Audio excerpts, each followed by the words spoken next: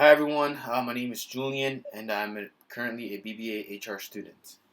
In this video, I kind of want to share my experience using Power BI and how I developed my critical thinking and problem solving competency by analyzing the Sunshine List.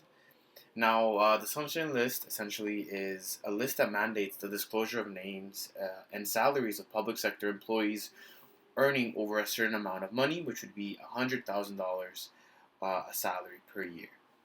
Now, my goal was to develop the critical thinking and problem solving competency. As HR professionals, we need strong analytical skills to interpret data and make informed decisions that definitely impact the workforce. And by analyzing the Sunshine List, I hoped to identify trends that I could find, anything that I could find really. Initially, I felt a bit overwhelmed by Power BI. I felt that the data analysis was very complex, and I wasn't really sure where to start. But with LinkedIn Learning, I was able to take a couple online courses and put aside maybe 5 to 10 hours to really kind of dive deep into what Power BI is and how it can be used as a tool to analyze data and learn more about just data overall. As I practiced, I realized these skills were crucial for an HR professional.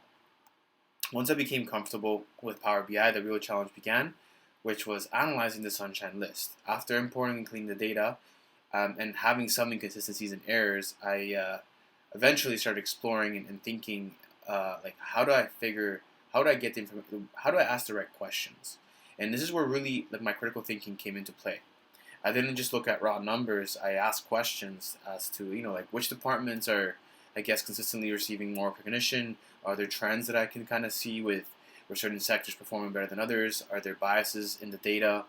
So this is where things got really interesting.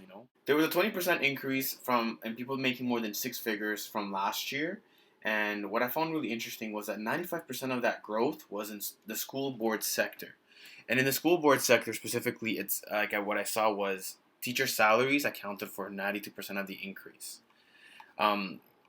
This sparked a lot of questions, and trying to understand the reasons behind these trends, I had to consider additional factors like department size and performance metrics.